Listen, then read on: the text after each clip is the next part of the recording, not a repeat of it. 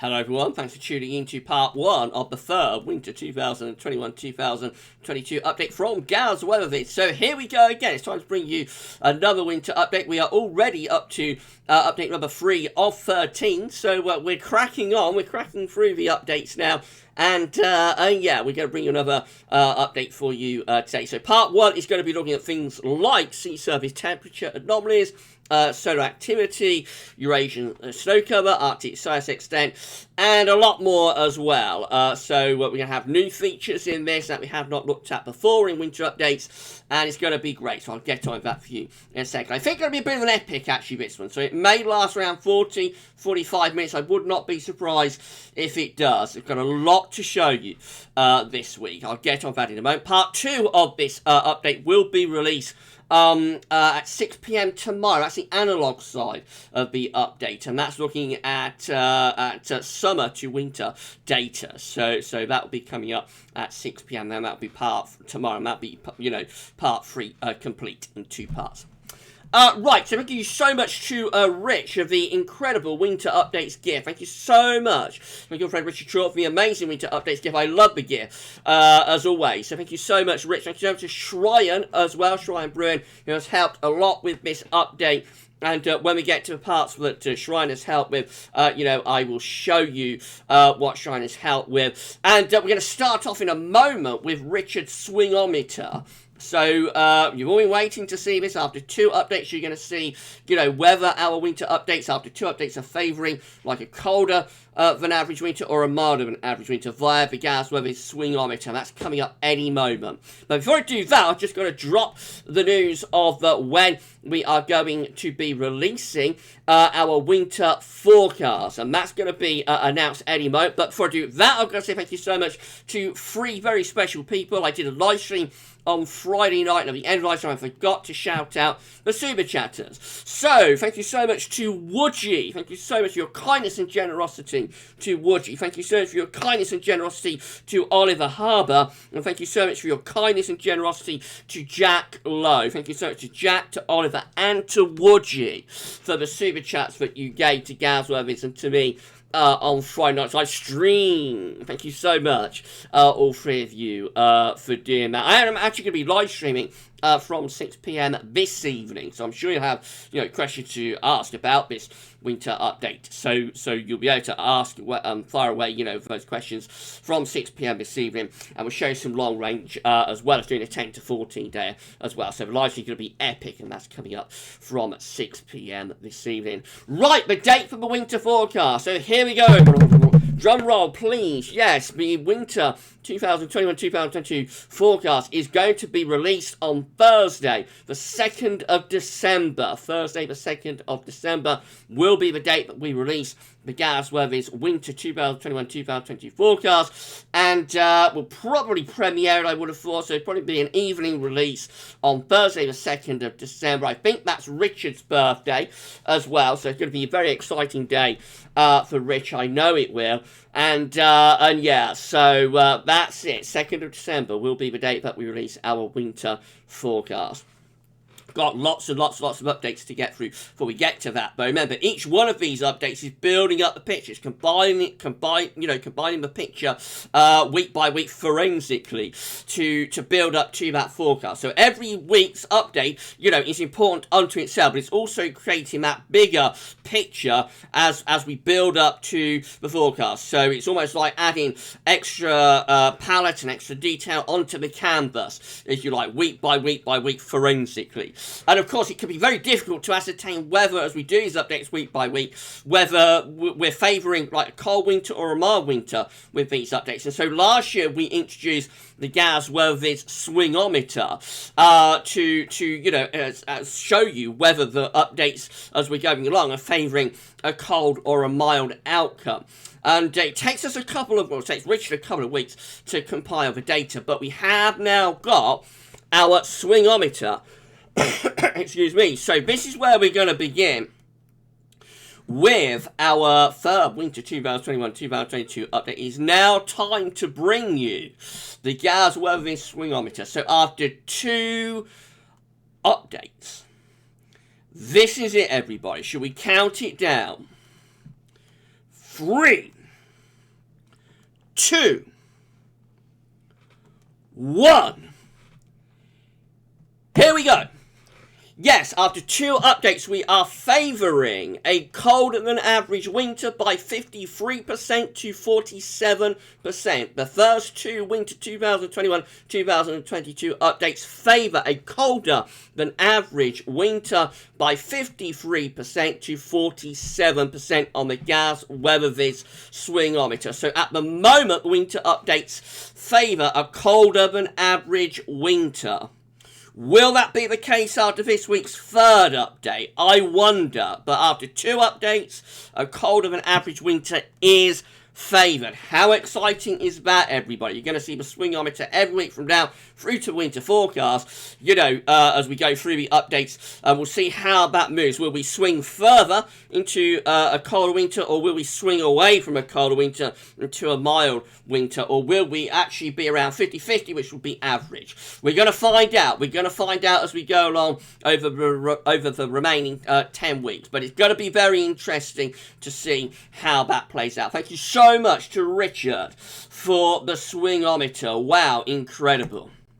Right, okay, let's start bringing some data then. So I just wanted to start with this. We won't look at this week because we've got so much to show you, but my good friend Brian at the Weather Outlook has started this page, which is Weather Analogues Index. Now, I'm going to have to go through this, you know, in around a 5 to 10 minute section next week. But basically, it's trying to work out which years back to 1948 on a day-by-day basis, the overall 500 geopotential northern hemisphere height anomaly is matching on a day-by-day basis. And of course, this will change day by day, but as we go along, we should see trends with this. At the moment, 1960, 1970, and 1984 are like top 1, 2, and 3 positions. That's as much as I can bring with that this week, but I will have a really good look at that when I do a 5-10 minute section on it next week. Very, very interesting data there from Brian, a new feature at the Weather Outlook, so do check that out, and much more about that next week. Okay, so Arctic sea ice extent is looking like this. We have reached the peak of this year's melt season. So I just wanted to bring you this data. We probably won't look at this again after this week. But the blue line is this year's Arctic sea ice extent. Of course, we have been in the melt season. You can see how that has kind of flatlined now. And actually very, very slightly, it's almost hard to make that, very slightly ticked up. So I think we have reached the minimum for this year's Arctic sea ice extent. How does that compare to our long-term averages, first of all? So let's put in the 79 to 1990 average. So can we do that? There it is. So of course we're well below 79 to 1990. We're well below 91 to 2000. That's the green line. We're also below 2001 to 2010, although not by a great deal actually, but we are below that 30-year average, or that 10-year average, I should say. And this is the latest 10-year average, 2011 to 2020. Latest 10-year average, which we are above. So we are above our most recent 10-year average, but we're below the other 10-year averages as well.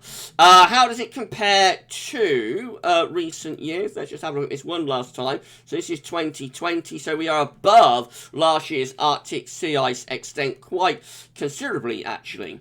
Get rid of that and put in 2019, so we're above 2019, not by as much, but we are doing better for Arctic sea ice extent this year than 2019. That's 2018. We are very much on a par with 2018 as we reach the minimum Arctic sea ice extent. That's 2017. Again, we've reached parity with 2017 for Arctic sea ice extent.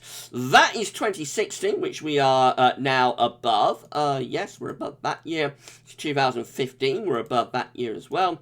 This is 2014. We're a little bit below 2014. That's the first year, really, that we are significantly, well, not significantly under, but we are a little bit under 2014. This is 2013, a little bit under that one as well. This is the record minimum year, so obviously we are well above 2012, the red dash line just there, reaching record minimum levels for Arctic sea ice extent. That is 2011. We're above 2011, but not by that much, actually, now. That's 2010, so we are on, as we have been for the past several weeks, on parity with 2010. How interesting. This is 2009, so we're a little bit below 2009 for Arctic sea ice extent. This is 2008, with virtually with 2008 now. That's 2007, which we're above 2007. That is 2006, and that's the last time we did really, had a really good melt season in 2006. I'll just take you back to 2000, shall I? If you want to see the full set, look at last week's second update. We go all the way back to 1979 with that. And that's 2005, so we're under 2005 for sea ice extent. We're under 2004, we're under 2003. All of these years we're going to be under. We're under 2002, we're under 2001, very significantly so. And that is 2000, we're under that one as well. So going further back, the situation gets a little bit worse. But compared to our most recent years, we're doing better than a lot of our most recent years, or on a par with them.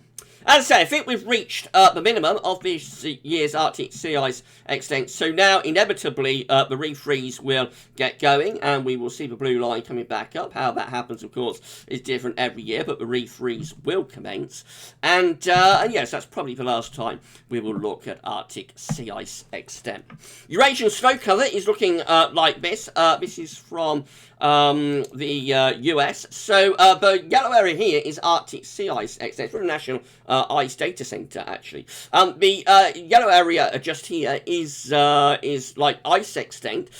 We've looked at that, of course. The white areas are snow patches that are increasingly appearing over eastern and northern parts of Siberia and Russia. Over the next few weeks, we're going to see this whole area filling up with snow as the snow line backs across Russia and towards Eurasia. How quickly that happens is different every year, but if you have a rapid snow advance across Russia and Siberia in particularly the month of October, it can strengthen the Siberian high. So we will be keeping a close eye on that over the next few weeks. So I think from next week on, we'll start comparing back to previous years, see how we're doing for Arctic sea ice extent. So much more about that coming up from next week, and then all the way through October. Always a fan favourite, that one.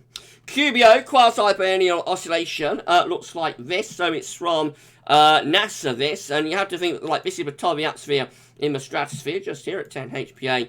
This is the troposphere, 30 to 50 HPA, and that's the boundary layer of the atmosphere where weather is taking place. This blue area just here shows the easterly phase of the quasi-biennial oscillation descending and moving from the stratosphere into the troposphere. There's no doubt about it, this winter is going to be a strong easterly QBO winter. What effect that has remains to be seen, but we're not going to have a failure. The easterly QBO is too far entrenched and ingrained now.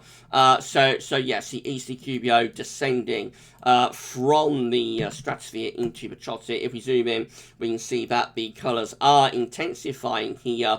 These deep blue colours indicating the strengthening of the easterly phase of a quasi-biennial oscillation. When you have an easterly QBO, you weaken the zone of westerlies in the northern hemisphere, essentially, and you increase the chance of getting, midwinter stratospheric warmings and whatnot. So easterly QBOs can be associated with an increased risk of both northern blocking and cold winters to the North Atlantic and for Northern Europe. It's not as straightforward as that, though, because many easterly QBO winters are mild in Northern Europe and in the North Atlantic. But it is one of the key factors for winter forecasting, and there's no doubt about it, this is going to be a strong easterly QBO winter.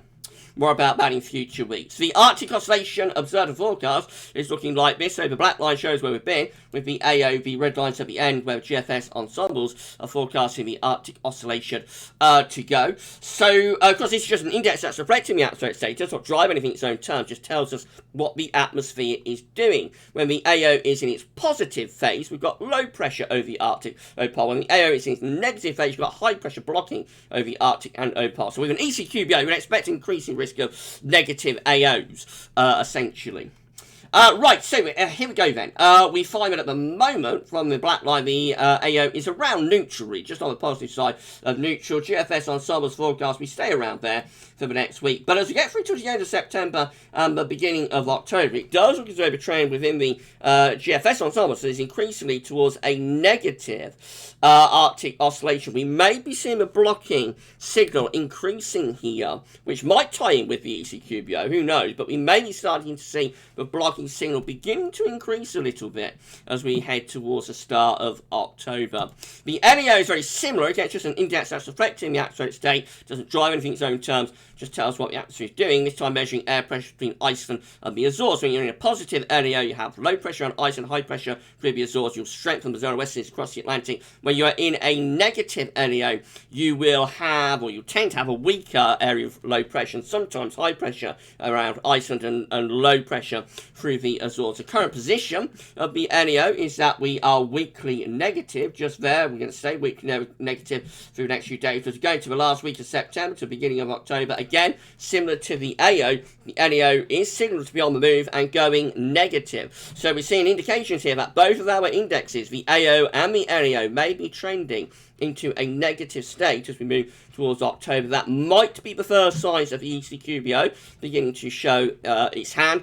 It might also be a sign of colder and wetter weather coming into northern West Europe, because we have had a very warm and dry September. We might be starting to see signs of a change in the northern hemispheric pattern there, much more in way of blocking, which will send the jet stream southwards and will probably start bringing about colder and wetter weather into northern and western Europe potentially. So all eyes will be on the AO and the NEO over the next few weeks. We still don't have the updated charts from weatheriscool.com. I don't know what's happened, whether they will update this season, but we can show you stratospheric temperatures at 10 HPA over the North Pole from the JMA anyway. So this is how temperatures are currently looking at 10 HPA in the stratosphere over the North Pole, set against the long-term average. So the black line is around average, really, which is current temperature. So the current temperature is around or a little bit under minus 50, which is about where you'd expect it to be. Very much on a par with the grey line, maybe a little bit below by about a degree, but nothing out of the ordinary. We are very close to average for our temperature in the stratosphere at 10 HPA. Go low down to 30 HPA to the troposphere, or closer to the troposphere. This is how it looks. So again, very, very close to our long-term 30-year average as well, at 30 HPA, closer to the troposphere. So from a temperature point of view perspective, nothing particularly out of the ordinary going on at the moment over the North Pole. However, this is from the ECMWF. This is an extended zonal mean zonal wind forecast at 10 HPA over the North Pole, and we see that actually, despite the fact that temperatures, so it's quite unusual, despite the fact that temperatures are about average, not doing anything particularly exciting, at the moment we are just about record-breakingly strong with the zonal wind at 10 HPA. I'm not sure what explains this, because, as I say, it's not like we've got a particularly cold stratospheric temperature at 10 HPA, but we see from, how the blue lines there, which are individual ensemble members are clustered, right now, we are well above the long-term average in terms of the strength of the zonal wind. That's just there. And we are very significantly stronger than you would expect us to be right now with the zonal wind at 10 HPA. It does look like that's going to carry on through the rest of September. It might be in response to high pressure that we've had over northern Europe over the past few weeks. As we have this high pressure over northern Europe, maybe it's generated low pressure over the Arctic and over Greenland, which of course would be good news for the Arctic sea ice situation, but would possibly strengthen the polar vortex a little bit. But as we get into the beginning of October anyway, it does look as though we will then start to weaken the zonal winds. Actually, we're going to go back to average if the forecast from the ECMWF is correct. This is a new feature, by the way. I haven't ever showed this before in the winter update. So by the early part of October, we are weakening the zonal winds back to around average.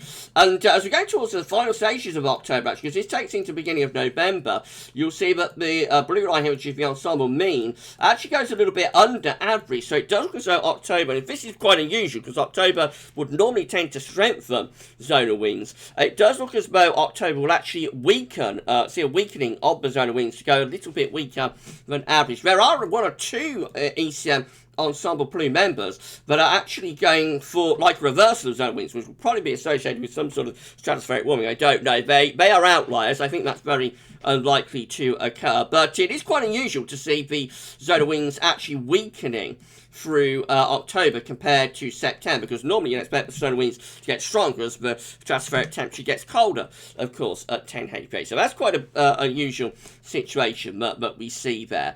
And of course, we'll keep an eye on what's happening over the next week or two in terms of solar winds. In a moment, I'm going to pause the video there, and in a moment, I'm going to actually show you some climate model forecasts, not only for the rest of this autumn, but also for the winter of 2021-2022 in terms of zonal wind forecasts. So they're going to be very interesting. New feature for the winter updates, this from Copernicus.eu, and that'll be coming up in a moment. Will there be any forecasts sort of predicting a sudden stratospheric warming, a reversal of zonal winds, you know, in the winter? You'll find out in a moment. So I'm going to pause the video there.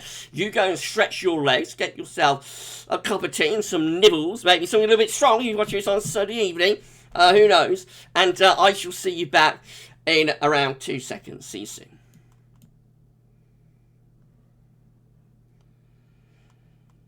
Hello there.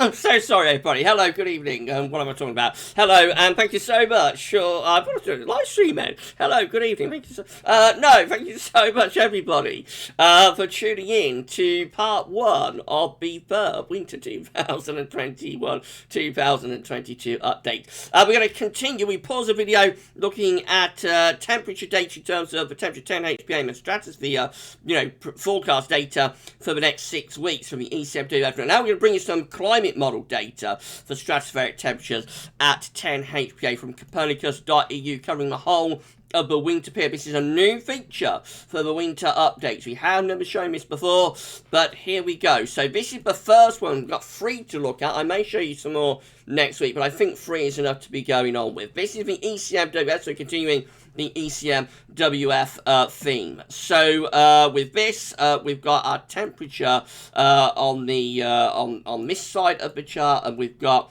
our dates along the bottom of the chart. So, not temperature, what I'm talking about, strength of zone of winds at 10 HPA. So, we're looking at the strength of the zone of wind at 10 HPA with this. So, at the moment, of course, we're stronger than average with the zone of winds. We were just explaining that a moment ago. We're virtually record-breakingly strong with the strength of those zone of winds at 10 HPA. So, as we go through, so the dates on the bottom, so that's the 1st of October, that's the 1st of November, that's the 1st of December. As we go through this autumn, the black line is like the trend line, so that's the sort of average line. You'll notice that the blue line, which is the ensemble mean, actually weakens as we go through this autumn, which is quite unusual. Weakening zone of winds through the autumn and into the winter, under average with the strength of the zone of winds. That is very unusual as we go into winter. You don't expect zone of winds to get stronger, but actually we see as we go further on from November through December through January, this blue line, which is the ensemble mean, the forecast ensemble mean, sort of moves further and further away from the long-term trend, from the 30-year average, or whatever it is, 1993 to 2016 average. So that is clearly showing like a weakening of zone of winds through the early part of the winter. Later in the winter, it sort of all comes back on track, and we get parity, you know, with the long-term average. But definitely through this period here, it does look as though zone of winds by the ECMWF being forecast to be weaker than average. Quite a few ensemble plume members are going for a reversal of zone of winds, particularly like around December and into January as well. They will be picking up probably on a sudden stratospheric warming. That's too far out, you know, to take that seriously, but it does look as though we have got a trend here with the ECMWF anyway for zone of winds to be weaker than average, you know, as we go through the autumn and into the winter. The next model is the UK Met model. So that's how the UK Met looks. Again, on the side, we've got the strength of the zone of winds from, you know, to a reversal, which is the zero line just there, and dates in monthly pairs along the bottom of the chart. So again, we're starting off with a strong zone of wind right now through September. That's 1st of October just there. We see that the blue line again, which if you ensemble mean is decoupling and going under the long-term 30-year average of UK Met through the autumn and into the winter. So again, the UK Met Office model is also going for a weakening of zone of winds through this autumn and a weaker than average zone of wind. And again, we do see quite a few ensemble blue members from the UK Met that are going for a reversal of zone of winds. Some of them doing it as early as November, more of them doing it around here as we get from December in towards January. Again, it's too far out for the model to be picking up definitively on a sudden stratospheric warming, but the fact that zonal winds are weaker than average, and quite significantly so, through this autumn and into winter is quite significant. Later in the winter, into February, we get very close to the long-term average, so zone winds probably start to get a little bit stronger later on in the winter. And then finally, we've got the DWD, which is the German model, and again, that looks very, very interesting. We've got the strength of the zone winds just here. We've got our dates in monthly appearance just here. You'll see at the moment, we're about record-breakingly strong with the zone wind at 10 HPA over the North Pole. But as we go through October into November, we see the ensemble mean, the thick blue line there, decoupling from the long-term 30-year average. And actually, this is the weakest of all the models with the zone of winds forecast. So many of the ensemble blue members are going for a reversal of zone of winds through November and into December, which is early and quite unusual for that to happen. Again, that will probably be because of the southern stratospheric warming. It's too far away to take that seriously. But definitely, we see clear, clear indications that we are weaker than average with the zone of winds and with the DWD very significantly and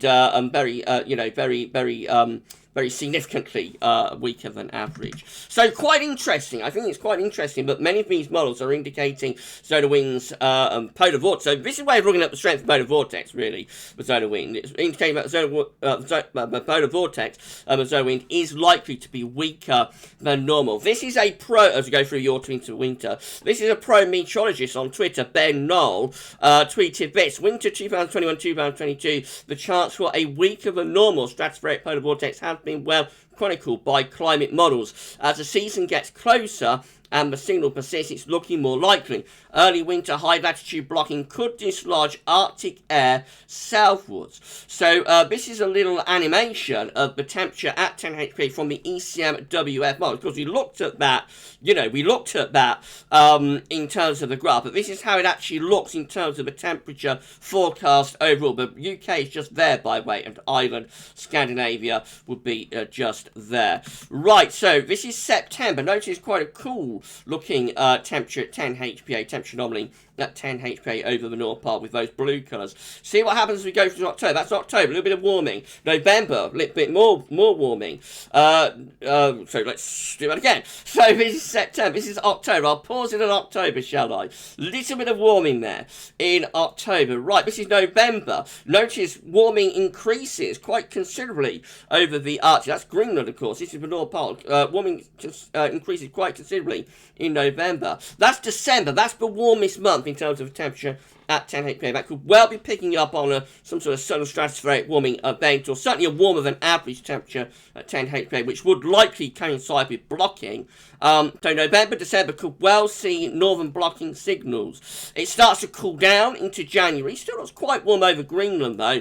And by the time it gets through to February, actually, the temperature is going, that's probably about average, but it is quite a bit colder. So later in the winter, the temperature gets colder over the North Pole, which will probably be associated with an increase in the polar vortex and a reduction of the blocking signal. Bear in mind, there is like a little bit of a time lag, though, between both warming events and getting blocking and cooling events, and getting rid of the blocking and getting the polar vortex. But all looking very interesting, stratosphere-wise, particularly the early part of the winter, and we could well be seeing indications here of certainly the start of winter anyway, being influenced by some level of northern blocking. All new data that, so if you enjoyed that, please let me know in the comments and we'll show you more from Copernicus and those climate models next month. Solar activity looks like this. So solar disk on our side of it today, so the solar disk on our side of the disk today from solarham.net is completely spotless. We have not got any sunspots whatsoever. So therefore solar activity is at very low levels, is expected to remain at very low levels for the next 3 days. This is the GavsWeatherVids Winter Update Solar Activity Tracker, updated by Shryan. What a change from last week. You remember when we did last week's update? Solar activity sunspot numbers were up here, probably the strongest they've been since 2017, Shryan tells me. The orange line is indicating each individual day's worth of sunspot activity. The red line is like the average, the 7-day average. The green line is the 30-day average. So yeah, last week we had a spike in sunspot numbers, but now look how the 7-day average is plummeting, and actually we've got 2 orange spots on the floor of the chart, which tells us that for the past 2 days we have not had any sunspots at all, and that's the first time that's happened since back in August. So at the moment, solar activity sunspot numbers are crashing. Of course, this will pick up because we're progressing on in solar cycle 25, so this is probably temporary. It might be the last sort of run of spotlessness we get for a few years. Who knows? But definitely at the moment, anyway, solar activity is dropping significantly,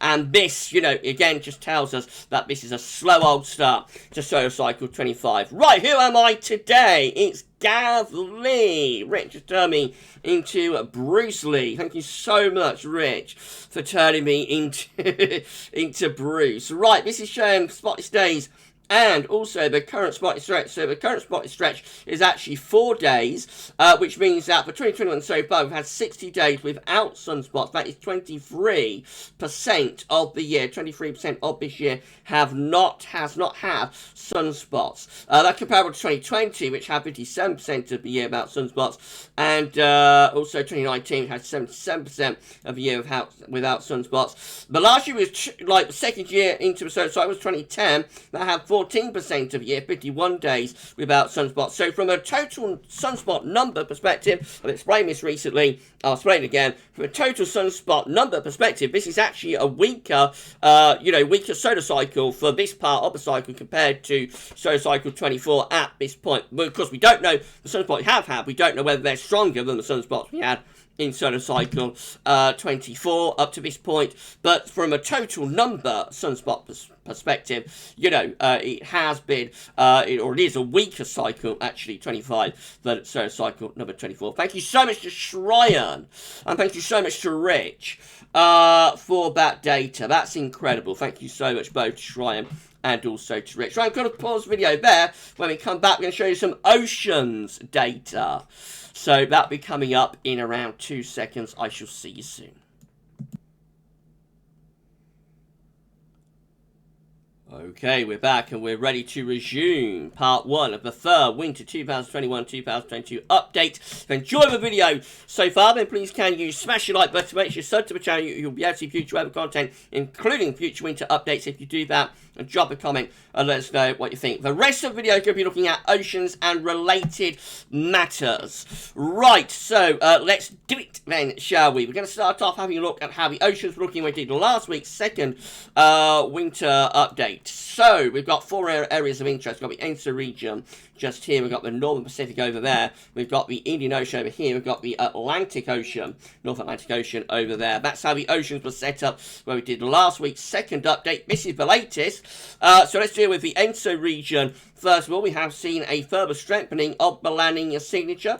This cold average area of sea surface temperature anomalies from Peru to Indonesia is the signature of La Nina, and that has clearly strengthened from last week to this week, particularly in the central and western part of the equatorial Pacific Ocean. So La Nina continues to develop. In the northern Pacific, quite interesting, a bit of a cool down has gone on. This is the area we're looking at now. So again, compare it to last week. That's how it looked up there.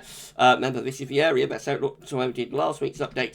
This is the latest. Definitely things have turned cooler in this northeastern part part of the Pacific Ocean. I know a lot of you are waiting to see that, and that's happened, started to happen over the past week. In the Indian Ocean, again, going back to last week, that situation over in the Indian Ocean, this situation now, I think we've seen like a bit of strengthening of the negative IOD. So where we've got this cooler than average area just here on the coast of Africa and the warmer than average area just here around Indonesia, that is a negative IOD, a negative Indian Ocean dipole. I think that has strengthened a little bit over the past week. And in the North Atlantic, again, let's go back to last week. That's how it looked in the North Atlantic last week.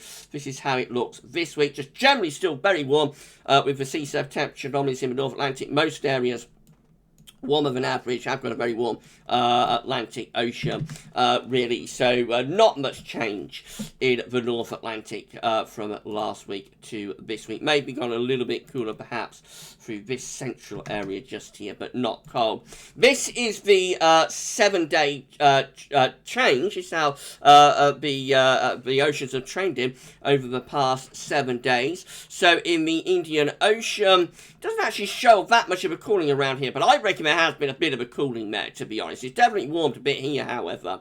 In the North Pacific, you can see the cool down that's going on in the North Pacific over the past 7 days. Definitely a cooling has taken place through the central and western part of the equatorial Pacific Ocean in the ENSO region. La Nina strengthening. And in the North Atlantic, it actually has cooled down quite a bit to the south of Greenland. Warmed up a bit there and warmed up particularly through the tropics, interestingly.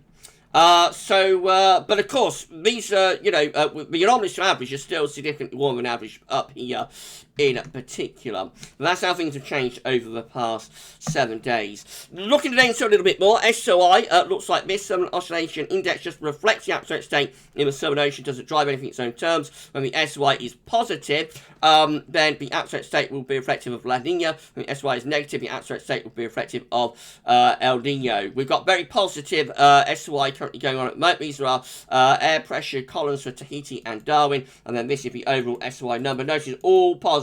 All the numbers are positive. Some very positive. Plus 27.75, plus 24.90, for example. The atmospheric state is very much in a La Nina type setup. That's lifting up the 30-day average, which is the red line here. Back at the end of August, it was down there. Now it's up here. The 90-day average also lifting up. It's all pointing towards La Nina in terms of both the ocean and the atmosphere. They're coupling. I think the ocean wants to have a La Nina. The atmosphere is coupling with the ocean in terms of the atmospheric setup. And so we're going to have a La Nina, I think. It's just a question of how strong we'll get. I reckon because we're quite late in the season, it'll be quite a weak La Nina, but we'll keep an eye on that. Also related to the Atlantic Ocean, of course, is a 2021 Atlantic hurricane season. So this is from Wikipedia, the 2021 Atlantic hurricane season currently looking like this in terms of the scores on the Doors Mist board. In terms of total tropical depressions, 15. In terms of total tropical storms, also 15. In terms of total hurricanes, 6. And in terms of total major hurricanes, 3. How is ACE looking? Shryan has updated this, keeping this updated for us. So it's showing every year's ACE back to 1951. ACE is a way of telling us how much energy these storms and hurricanes are giving out, accumulated cyclone energy. We categorize them as below normal, near normal, average or hyperactive. If we come down to the current year, 2021, you can see that in terms of accumulated cyclone energy, we're at 79.80. That is above the long-term average. The running average at this point of the year, the 18th of September, should be 65.30. We're very close to where we was this time last year for ACE, when we was at 76.80. So we're very close this time last year. We're above average. This is an above average hurricane season. And of course, that is after 8 total storms, tropical storms, 4 hurricanes, and 2 major category 3 or above. No, that's wrong, isn't it? That's the running average. No, 14 storms and 6 hurricanes. What am I talking about? And 3 major hurricanes. Sorry, Shrine, I'm messing up your work. So yes, anyway, the idea is this is a big old hurricane season again. We're above average for ACE, and it's going to go on for another month to 6 weeks, probably. There's one more pause, and when we come back, we're going to go through all sea surface temperature anomaly data all the way back to 1985 and try to see which years are closest to this year for Atlantic sea surface temperature anomalies. So I'll see you with that in around 2 seconds. Okay, we're back. I told you it's going to be an epic, didn't I? We're back, and we're going to just carry on right now. I'm not going to talk about anything else. I want to get this done in 45 minutes if possible. So, again, this is the current sea surface temperature anomaly chart. We're looking at the Atlantic now. Don't worry about the Pacific. Just focus on the Atlantic. That's how sea surface temperature anomalies are currently looking in the North Atlantic. We are now going to go back very quickly through all years and try to match this year to, find the closest match. So, here we go then. This is 2020. Obviously, we're much more across most parts of the North Atlantic compared to this point in 2020. Right, I want to go that way. This is 2019. So, what do we think about that one? We're generally warmer, I think, in most parts of the Atlantic compared to this point in 2019. That's 2018. Not really much comparison at all to 2018. Let's carry on. This is 2017. I think that's a closer match, actually, but probably warmer. I mean, it looks pretty much warmer this year than 2017. That's 2016. Again, I don't think there's much comparison this year to 2016. That's 2015. Again, no comparison. Look at that big cold blob in the North Atlantic, close to the UK and Ireland. No comparison to this point in 2015. That's 2014. What do you think about that one? Again, I think the Atlantic is just generally a lot warmer at this point this year than it was in 2014. That's 2013. Again, no comparison really. 2013. That's 2012. I reckon that's a better one. Let me know in the comments which you think is close. I reckon that is a better match. It's not perfect. It's a little bit cooler through there around the Azores, but generally I think that is a little bit better. That's probably the closest match so far in 2012. That's 2011. Again, I think just generally a lot warmer this year than we was in 2011. That's 2010. That's not a bad one either. Let me know again in the comments which year you think close match. 2010 is reasonably close. A little bit more of a tripole signature at this point in 2010 compared to now, but it's perhaps one of the slightly closer ones. That's 2009. No comparison this year to 2009. None whatsoever. That's 2008. Again, not much of a comparison to 2008 with this year. That's 2007. Again, much cooler in the tropical Atlantic in particular at this point. At this point in 2007. That's 2006. Again, I don't think there's all that much of a match between this year and 2006. It might be slightly closer than a lot of them, but I reckon 2012 and 2010 probably the best so far. That's 2005. That might be a slightly better one, but it's a bit colder, towards the east coast of America. That's 2004, not much of a comparison. That's 2003. That's probably a better one as well. 2003. It's not perfect, but I reckon that's a little bit better as well. That's 2002, so no comparison there. And then, of course, going back into the colder era. So this is 2001, not much of a comparison. 2000, no comparison whatsoever. Look how much colder the tropical Atlantic was, in particular in 2000. 1999, 1998, again, all looking a lot cooler down there in the tropical Atlantic. 1997 has a bit of a tripole, but again, no comparison. That's 1996, again. Notice how much more blue there is now, or then, compared to now. So again, no comparison with 1996. That's 1995, again, can't really draw any comparison. 1994, no comparison whatsoever. Look how much colder the Atlantic is back in the early 1990s. Of course, we're in the period of Mount Pinatubo here, which cools the oceans as well. But look how much colder the Atlantic is at this point in 1992 compared to now. Incredible difference. That's 1991, 1990, a little bit closer maybe, 1990, but no comparison really. 1989, no comparison. 1988, again, 1987. All of these years, in terms of the Atlantic sea surface temperature anomalies, have no comparison to right now. That's as far back as we go to 1985. We're in the cold AMO period now. Cold Atlantic multi-decadal oscillation observation period. And again, there is just no comparison in any of those years. So I reckon it's, let's go here and put webcam still on. Okay, so I reckon it's 2012, 2010, and probably 2003 that are the three closest. Particularly, I think 2012 actually. But again, let me know in the comments which year you think, which years you think are the closest matches to right now. We'll do this again in October and do it again in November, and we'll monitor how sea surface temperatures are changing in the Atlantic over the next 3 months. Wow, wow, wow. 3/4 of an hour. What an epic update this has been. If you enjoyed this part 1 of the third Winter 2021-2022 update, then please smash your like button and make sure you're sub to the channel. You're going to be able to see future weather content if you do that, including future winter updates, and drop a comment. Let us know what you think. Part 2 is still to come. Can you believe that? Part 2 will be released at 6 PM tomorrow, and it'll be the analog side of this third winter update. That's going to be looking at summer to winter data. Thank you so much to Richard and to Shryan for all of the work on this update. Absolutely incredible. And thank you to you for watching it. I think this is unique content. I don't think you can find this anywhere else online, on YouTube, on the internet. So I just hope that you've enjoyed watching this as much as I have enjoyed doing it. And at 45 minutes, I'm going to see you later on in the live stream, and I'm sure you have questions. So let me let me know what questions you have about this. But at 45 minutes, 3/4 an hour, that's it for the third Winter 2021-2022 update, Part 1. Part 2 still to come tomorrow, and of course we'll be back next week with the fourth update. That's all for now. Thanks for watching.